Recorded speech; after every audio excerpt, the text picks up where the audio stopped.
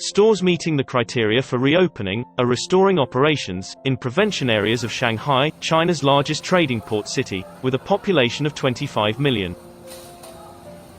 The metropolis that has been reporting a high number of COVID-19 infections since March has been divided into areas of three categories, namely the closed-off management areas, restrictive control areas and prevention areas, as part of the city's targeted efforts to overcome the COVID-19 resurgence. According to the latest policy released by the local government, residents in prevention areas can go shopping at stores meeting certain criteria.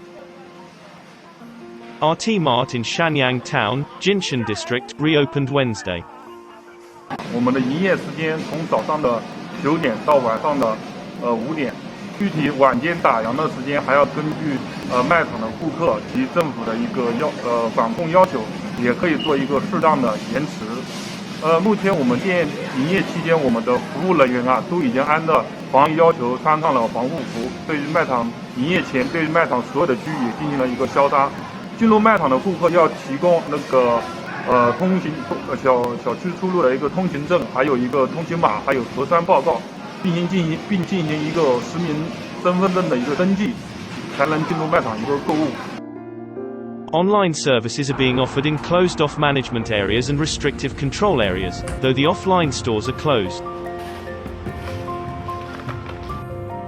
宝宝都是没有奶粉的，都已经断奶粉了，这就是说尿布了，就是纸尿裤什么的都非常就是已经没有了。